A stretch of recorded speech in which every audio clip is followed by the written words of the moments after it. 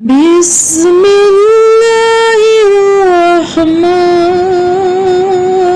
الرحيم الحمد لله رب العالمين الرحمن الرحيم مالك يوم الدين إياك نعبد وإياك نستعين اهدنا الصراط المستقيم صراط الذين أنعمت عليهم غير المغضوب عليهم ولا الضالين আমিন।